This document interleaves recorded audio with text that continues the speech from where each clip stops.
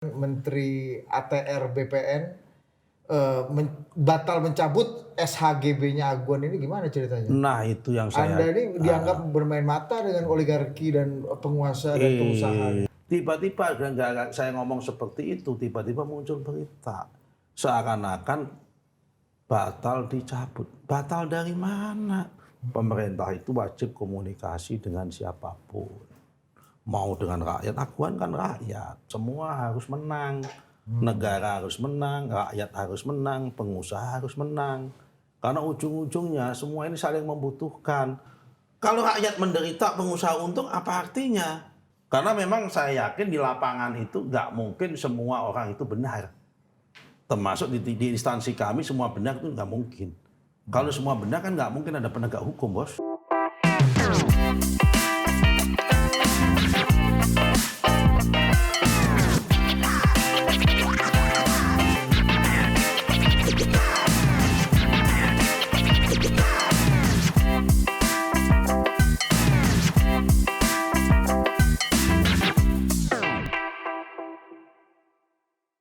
Bismillahirrahmanirrahim. Ya, Assalamualaikum warahmatullahi wabarakatuh. Karena beliau yang datang, kita harus memulai dengan lebih konservatif. Ya, kalau dulu waktu masih muda itu boleh. Saya enak-enaknya.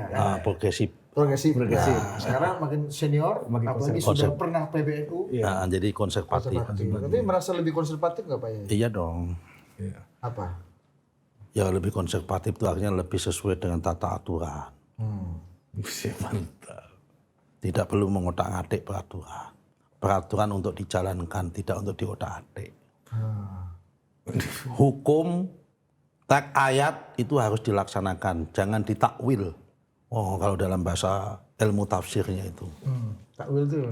Ini udah mulai ini. Udah mulai dari tadi. Itu pertanyaan pertama. Merasa lebih konservatif nggak makin senior? Ditakwil itu dikontekstualisasi dengan keadaan. Contohnya kalau takwil itu Tuhan itu duduk di atas arsy. Tuhan itu punya tangan. Kan nggak mungkin Tuhan itu punya tangan. Nah karena itu ditakwilkan bahwa yang dimaksud yadun itu di situ bukan bermakna tangan, tetapi adalah kekuasaan. Tuhan itu mempunyai kekuasaan yang kuat.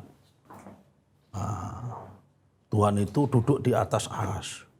Bukan berarti Tuhan itu seperti manusia duduk, enggak. Tapi Tuhan itu menguasai arsy juga. Itu namanya takwil. Nah, kalau yang konservatif tidak seperti itu. Ya Tuhan itu punya tangan, tapi tangannya Tuhan enggak seperti tangan manusia. Tuhan itu memang duduk di atas arsy, tapi duduknya nggak seperti duduknya manusia. Seperti apa duduknya nggak perlu kita bahas. Nggak perlu kita bahas. Itu konservatif. Itu konservatif. Yakini aja. Tapi kalau yang itu ditakwil bahasanya. Diuji terus, dipertanyakan. Bukan, ditakwil itu dikontekstualisasikan dengan ini. Dikontekstualisasi. Namanya takwil. Itu namanya ilmu tafsir kalau kita bicara ilmu kalam itu. Tapi gimana menafsirkan judul-judul berita yang mengatakan Menteri ATR BPN batal mencabut SHGB-nya Aguan ini gimana ceritanya? Nah itu yang saya... Anda ini dianggap bermain mata dengan oligarki dan penguasa dan pengusaha. Itu yang saya sayangkan. Tapi ya kalau nggak main mata, mata kita nanti buta dong kan. Memang main mata. Memang harus mata harus dimainkan kan gitu. Jadi begini. Ya, betul apa nggak itu? Ya tidak betul. Itu namanya berita yang tidak sempurna. Ya kan, makanya ada pepatah mengatakan the best way to lie is is telling the part of the truth. Benar nggak bahasa Inggrisnya? Betul. Ya. Ada pernah banyak yang lebih parah di sini. Iya. Pronunciation Pak Jokowi pun pronunciation nggak sempurna untuk bisa 2 periode. Jadi cara yang terbaik untuk bohong itu menyampaikan sebagian dari kebenaran. Nah ini orang Kudus baru ngerti nih bahasa tadi itu. Gitu. Jadi yang benar begini ya. Total sertifikat di sepanjang pagar laut di Desa Kohot itu ada 280 sertifikat atau bidang sertifikat. Oke. total jumlahnya 412 hektar. Oke? Oke. Terdiri dari 263 bentuknya SHGB, 17 bentuknya sertifikat hak milik. Oke? Oke. Karena ini ada di sepanjang pantai, akhirnya kita teliti.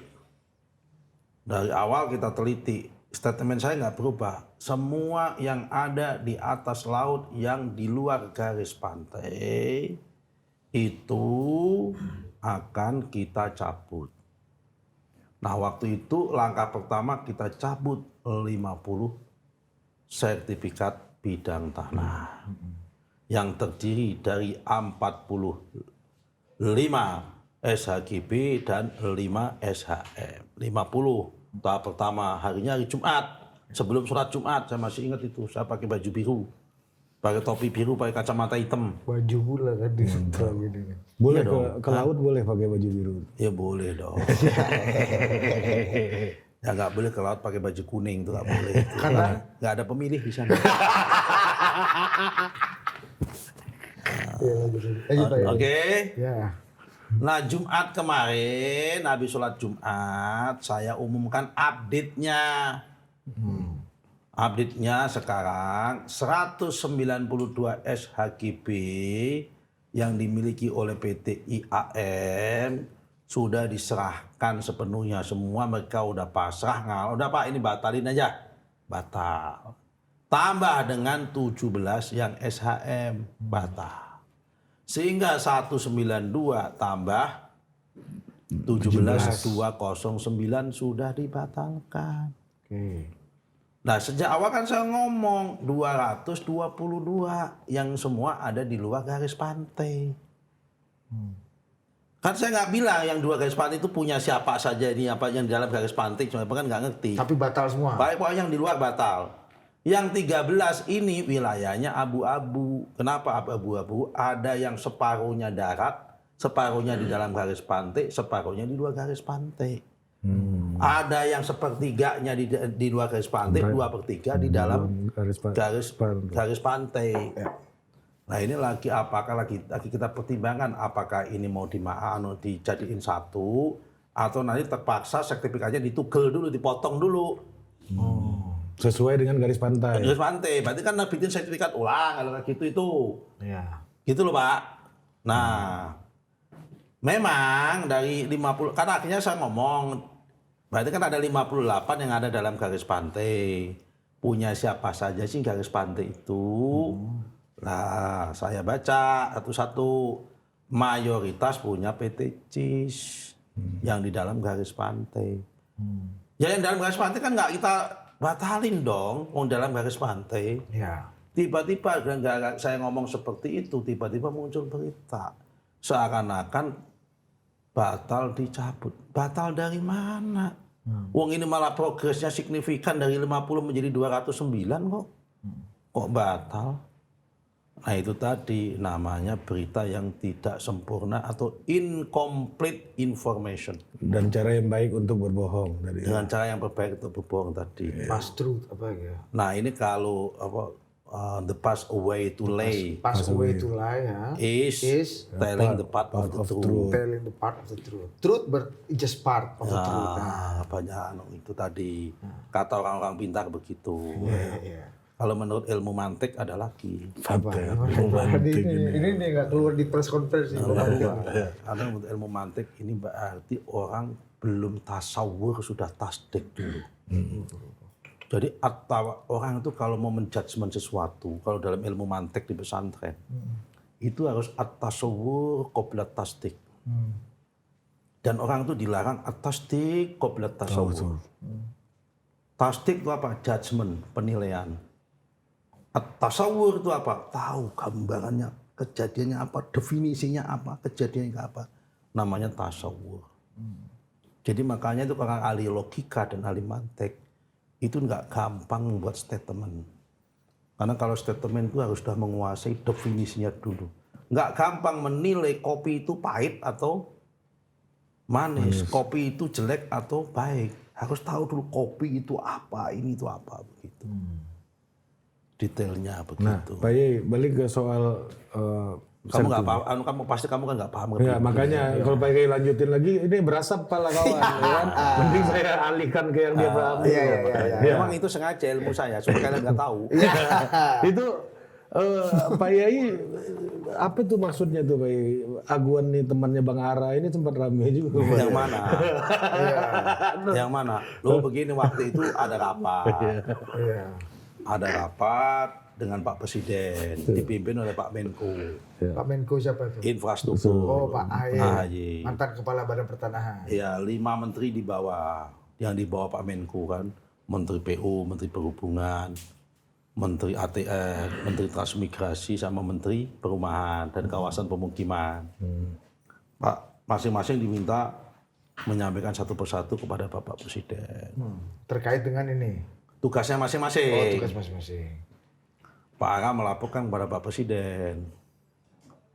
Melaporkan ada demo di PIK 1. Yang warga Cilincing itu mana itu. Yang warga Cilincing meminta sama PIK 1 supaya pagarnya itu dibuka. Supaya masyarakat ada akses lewat. Supaya nggak muter. Kamu udah tindak, udah tegur? Udah. Kamu akan, udah begitu kata Pak Ara. Saya ini meskipun berkawan Pak dengan Pak Aguan, tapi saya tegas Pak. Oh ya sudah, itu Pak Ara. Di luar, saya ditanya sama wartawan, apa ada komunikasi dengan Pak Aguan? Saya bilang dong secara diplomatis, pemerintah itu wajib komunikasi dengan siapapun. Mau dengan rakyat, Aguan kan rakyat. Pengusaha dan semua kita komunikasi. Tapi kita berkomunikasi itu bukan berarti kemudian kita bisa disetir oleh siapapun. Kalau memang masukannya benar, kita ikuti. Kalau masukannya nggak benar, ya kita nggak ikutin. Namanya pemerintah itu harus menjaga keadilan. Ya kan? Kita harus adil dengan siapapun. Tapi nggak sedikit juga yang menganggap dalam konteks. Terus Bang Aranya di mana? Oh iya Bang Ara, Bang Ara. Nah ini contohnya Bang Ara, contoh Bang Ara ini Temen-temen temannya gua Pak aja. Aguan. Tapi dia bisa tegas nih besok dia mau buka ini pagar kan. Saya bilang begitu. Tapi itunya hilang. Yang muncul temannya gua. Gitu kan. Pak Yai tapi agak wajahnya agak kurang yakin tuh pas lagi press conference bilang gitu. Yakin lah. Yakin ya? Yakin. Pak Ara orang baik, kawan saya, sahabat saya gimana kan temenmu juga. Pokoknya kalau ngomong A, B, B dia itu kan. Betul. Ya Pernah kan? foto sama Pak Aguan juga di IKN ini kan begini kan sama naga-naga ini kan. Orang kan berkawan sama siapapun boleh. Kan nggak boleh nggak berkawan sama siapapun. Namanya pemerintah itu membuka diri, harus inklusif. Nah, tapi masalahnya Pak Yai. Microfinance. Inklusif. Jadi namanya government inklusif. Wah. Jadi government yang melayani secara inklusif semua masyarakat. Dulu kan Pak Karena Yai, Pak Aguan pun rakyat. Iya Pak dong. Yai kan bikin seminar dulu. Inclusive Microfinance. Ya. Sama tuh di Komisi Keuangan. IFIS bisa buat IFIS namanya. Itu Islamic Financial Inclusion Summit. Sama Itu masih di Komisi Society. Keuangan, Bro. Iya. Sekarang kita buat Masih di Badan Anggaran waktu itu. Oh, mata air ini. kita buat namanya pelayanan yang inklusif. Jadi pemerintah itu harus inklusif, melayani secara inklusif semua, nggak boleh pandang bulu. Apakah dia dulu dukung atau nggak dukung, apakah dia tuh laki-laki atau perempuan, apakah dia pengusaha atau rakyat, semua itu secara inklusif harus dilayani.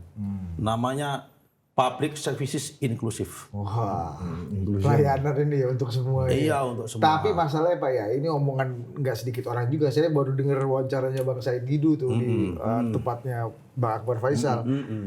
Soal PSN ini, soal PIK ini, negara dianggap ya quote unquote kalah lah. Karena dari dengan apa label PSN, proyek strategis nasional, PIK ini membuat semua proyek-proyek PIK lainnya itu dijadikan PIK 2 sehingga dapat insentif dari proyek strategis nasional. Ini kan semacam ya gimana nih Penumpang gelap lah. Penumpang gelap nih, free riding daripada free rider daripada ini. Begini. Negara kan dianggap kalah memberikan prioritas. Dalam memandang perspektif hubungan civil society, business society, community society dengan negara, itu nggak boleh dengan sudut pandang kalah menang. Karena tujuan negara bukan untuk menang. Ya. Tujuan negara itu untuk melindungi semua tumpah darah dan menciptakan kesejahteraan. Jadi jangan dipandang ini kalah menang kayak perang aja. Ini bukan perang. Ya kan, bahwa negara harus tegas menerapkan aturan yang lebih berpihak kepada public virtue atau public sphere, itu iya. Ya, dalam rangka menciptakan public sphere, public virtue, itu tidak perlu menggunakan istilah kalah menang. Semua harus menang. Negara harus menang, rakyat harus menang, pengusaha harus menang. Karena ujung-ujungnya semua ini saling membutuhkan. Rakyat juga butuh negara, negara butuh rakyat, rakyat butuh pengusaha, pengusaha butuh rakyat, negara butuh pengusaha, pengusaha butuh rakyat. Jadi nggak ada kalah menang antara hubungan ini. Ini namanya public virtue. Nah, karena public virtue itu maka semua harus menang. Nah, semua harus menang itu bagaimana diciptakanlah keseimbangan ekosistem dalam membangun tata ruang dalam public sphere ini, mana yang sifatnya dalam konteks dunia pertanahan, mana yang sifatnya common property, mana sifatnya private property, mana sifatnya common land, mana sifatnya private land. Jadi sesuatu yang di luar garis pantai itu namanya common property. Itu nggak boleh disertifikatkan karena semua orang bisa mengakses. Tapi kalau sifatnya itu ada di darat, yang sifatnya itu private property, itu boleh disertifikatkan sepanjang dengan tata aturan yang benar. Nah, yang dipersoalkan misalnya, ini kan ada sungai-sungai gitu ya, jadi milik gitu, jadi milik private property, padahal itu kan harusnya milik common gitu. Sungai, irigasi, itu yang dipersoalkan juga nih Pak Yai. Itu namanya ada sehingga berdampak pada masyarakat. Nah, itu juga ada begini, ada juga namanya yang kita sebut dengan public private partnership atau KPBU, kerjasama pemerintah dengan badan usaha. Contohnya adalah jalan raya. Kenapa ada jalan tol? Ya kan, jalan tol maupun jalan raya itu kalau kita menggunakan teori publik, itu masuk public good, masuk public service, masuk common property. Semua orang bisa mengakses. Tapi karena negara itu punya keterbatasan fiskal dalam membangun itu, sehingga dia kerjasamakan dengan pihak swasta. Swasta boleh dikasih license, tapi dengan catatan dia butuh imbalan. Imbalannya apa? Yang boleh masuk ke jalan sini haruslah dia dengan treatment membayar tertentu. Tapi nggak boleh membuat batasan yang ini boleh masuk, yang ini nggak boleh masuk. Semua harus boleh masuk, tapi tetap bayar itu loh. Nah, sama dengan konteks yang sungai dan semua sungai ini memang dia public property, public good. Tapi dalam konteks dia pemerintah nggak punya keterbatasan. Dia punya keterbatasan fiskal, nggak punya duit, dia nggak punya uang untuk ngeruk, nggak buang untuk mengkanalisasi, membuat kanal di pinggir supaya kalau ada abrasi atau ini semua terus, dia boleh di KPBU kan seperti itu. Karena dikasih swasta lebih efektif. Kemudian dia rawat semua ini sehingga orang yang memanfaatkan sungai ini bayar. Termasuk membuat properti jadi kayak milik kawasan. Oh enggak, kalau sungai itu nggak bisa dikatakan milik kawasan. Kalau toh orang tetap public property. Karena toh orang kalau membuka kawasan kan ada ketentuan 60-40. 60 itu yang sifatnya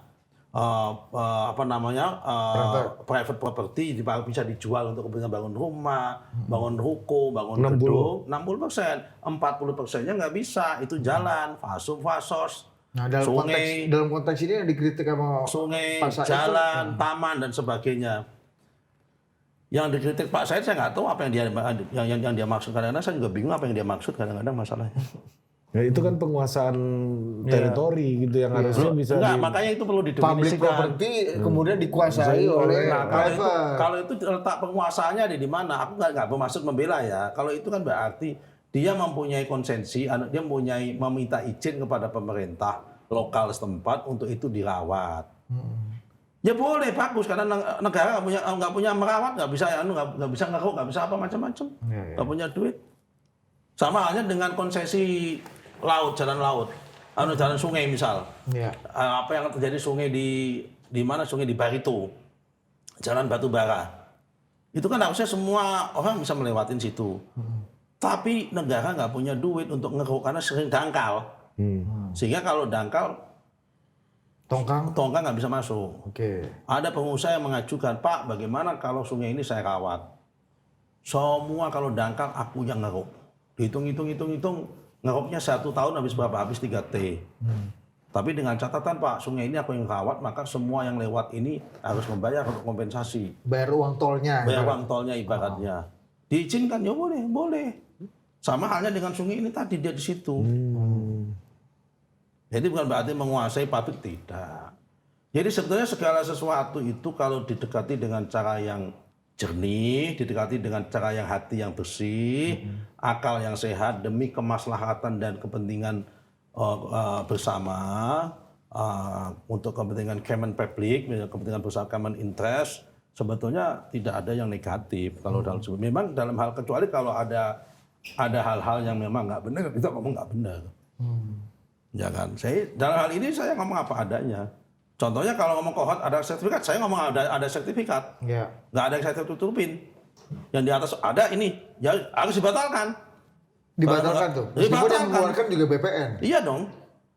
Ya kan, mumpung usianya belum 5 tahun, saya batalkan. Namanya itu asas contrario actus. Coba ulang lagi. Contrario actus. Kalau kamu dulu belajar tentang administrasi negara, pejabat semua output dari keputusan negara itu namanya katun, keputusan tata usaha negara.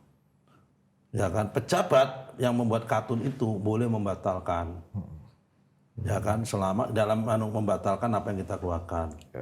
Nah, cuma dalam PP 18 tahun 2021 kita dibatasi, contrario actus kita dibatasi hanya 5 tahun, kecuali pasal yang mengatakan tumpang tindih. Tumpang tindih itu apa? Misal di tanah sudah ada bidang tanah, di satu bidang tanah udah terbit sertifikat atas nama Didit, tiba-tiba 10 tahun tiba-tiba diterbitkan lagi sertifikat di tempat yang sama atas nama Ari begitu. Itu meskipun lebih 5 tahun BPN bisa membatalkan. Dilihat mana yang lebih dulu. Oke. Ini masalahnya cuma di desa Kohot aja atau di desa-desa di sekitar Sudah saya pantai utara situ? Sudah saya presentasikan dan sudah saya sampaikan di depan DPR dan di depan manapun. Di sepanjang pagar laut itu melewati yang 30 kilo itu ada 17 desa. Yang ada hanya di Kohot sama desa Karangserang. Oke. Dan desa Karangserang itu ada 3 bidang sertifikat yang dibuat tahun 2019. Dan sekarang lagi dipersoalkan dan sekarang lagi masalahnya lagi diperiksa di Barano, di Reskrim. Oh, cuma 2 desa tuh? 2 desa. Dari sekian banyak kecamatan tuh, Iya. Teluk Naga, Paku, Iya. Jahe, apa. Mau sekarang. Mau, iya. Kalau nggak percaya kapan tak ajak ke sana kamu lihat aja sendiri, potret sendiri. Ada apa enggak? Dan beberapa tahun udah pernah tak ajak ke sana semua lihat itu. Hanya ada di desa Kohot itu. Terus yang ini PIK ini memanfaatkan PSN ini untuk menumpang ini gimana Pak? Jadi Maksudnya menumpang bagaimana? Insentif. insentif kan jadi namanya di Gini. Ya, karena dengan PSN kan dapat insentif, dapat Gini. kemudahan, priority, pajak yang mungkin lebih diskon, mungkin. Apa namanya? Yang PSN itu apa namanya istilahnya kalau lupa aku. Proyek strategis Ya, nasional. apa namanya kalau ada coastline apa namanya? Tropical coastline. Tapi gua istilah. Jadi nama PSN-nya itu Tropical ini Coastline. common Property apa? Common Property. Yang mau diciptakan namanya Common Property. Ini teorinya dulu nih bos, ya kan? Gua jadi ngerti nih. Iya. Kalau dalam perspektif pertanahan common property and private property, Ya. itu harus jelas dulu, Iya. ya kan? Itu basicnya itu ya. PSN ini common property. Common Property bentuknya apa? Dia mau buat wisata mangrove. Jadi ini PSN di bidang pariwisata. Ada wisata mangrove. Di situ nanti ada apalagi beberapa tempat wisata. Kayak pusat penelitian dan lain-lain gitu ya Nah, katanya. ini tempat kayak Ancol itulah. Oh ya. Cuma lebih indah katanya dalam itunya. Belum lagi dibikin. Iya, itu jumlahnya 1.000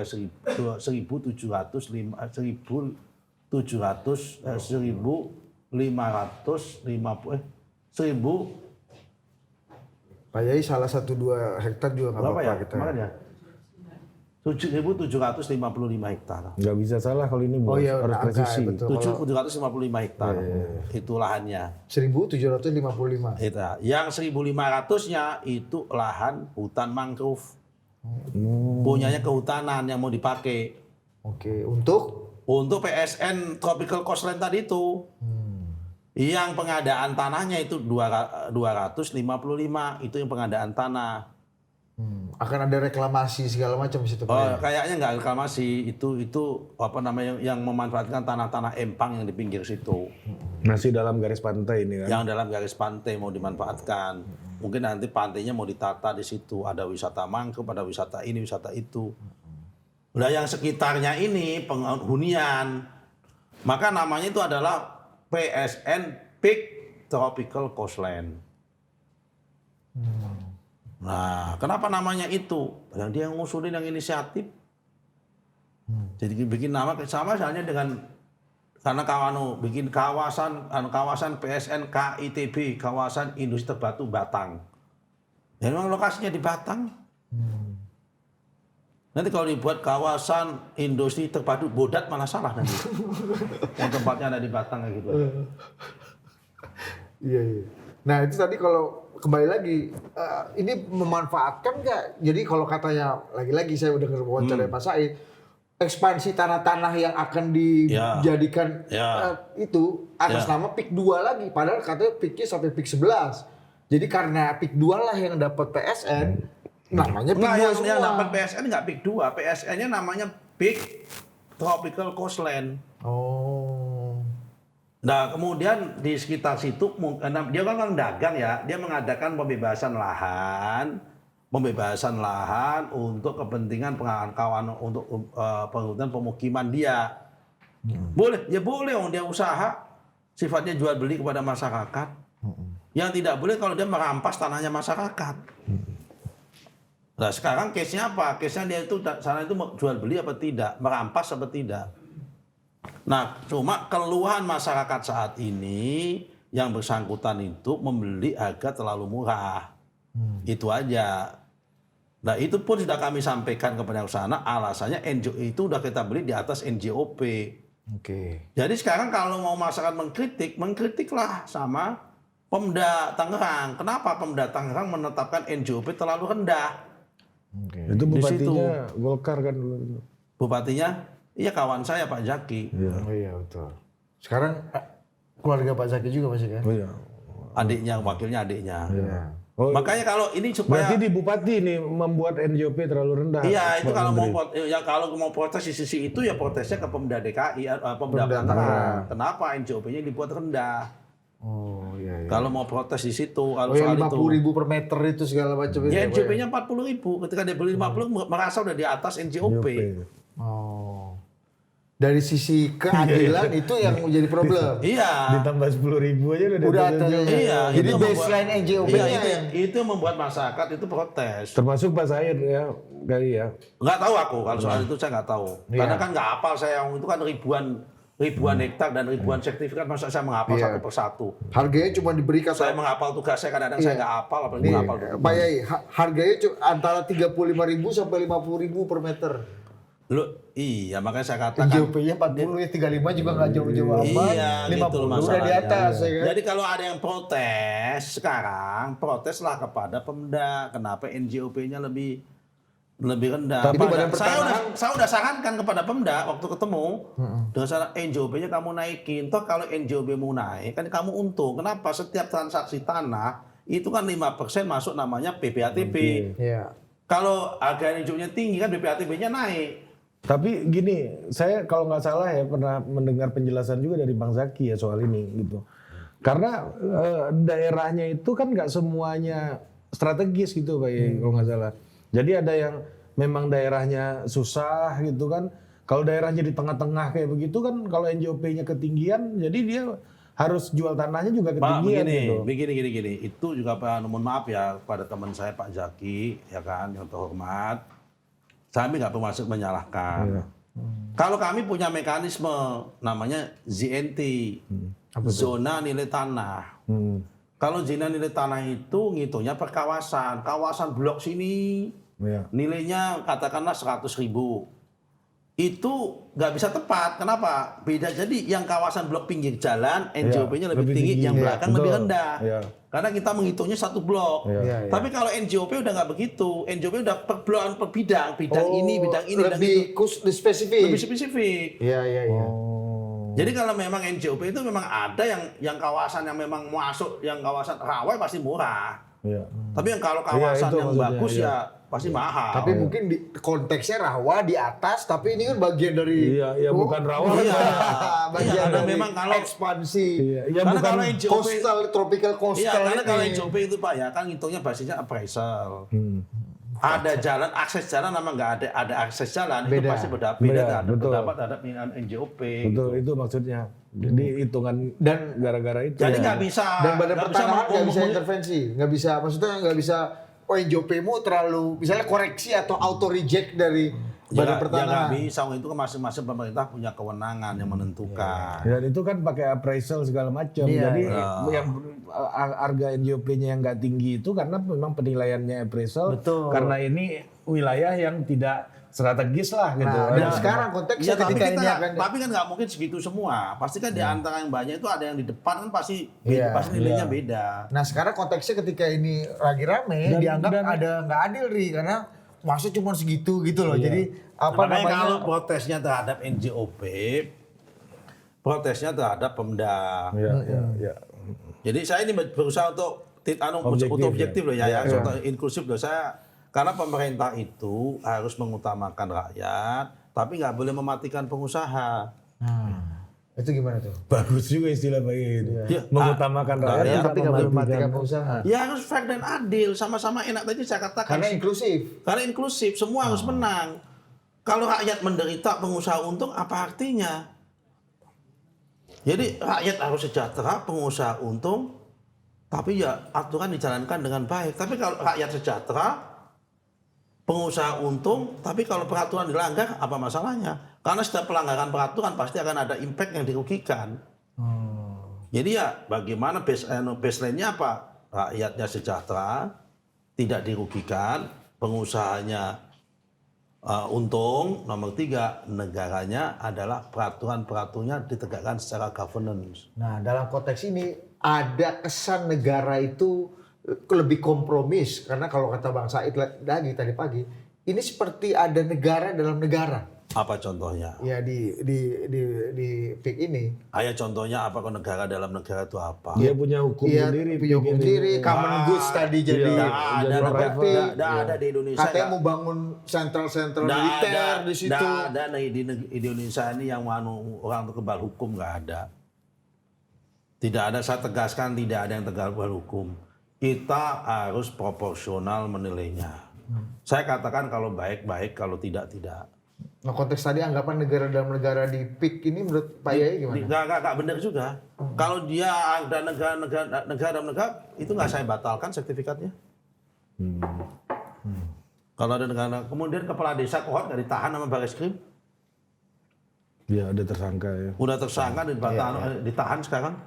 Kalau negara dalam negara, Jadi nggak beralasan ya tuduhan ini ya. dia tidak beralasan. Kalau ada penyimpangan, ada masalah di lapangan, ya tinggal diusut, dilaporkan itu aja. Karena memang saya yakin di lapangan itu nggak mungkin semua orang itu benar. Termasuk di instansi kami semua benar itu nggak mungkin. Kalau semua benar kan nggak mungkin ada penegak hukum, bos. Betul. Iya benar. Betul emang. Wakil ketua PBNU ini beda makom penjelasannya. Oh iya dong. Iya. Konservatif. Apalagi terus. Udah itu aja terakhir tuh. Maksudnya soal negara dalam negara ini Pak Yai Ya, menjelaskan. bahwa negara tidak negaranya lah. dikuasai, dikontrol oleh kepentingan oligarki. Iya, gitu. nggak boleh negara dikontrol. Yang boleh mengontrol negara hanya satu, yang punya negara, Rakyat. rakyat. Tuan Rakyat punya saluran namanya DPR. Kalau DPR-nya mampet silakan bicara, ya kan.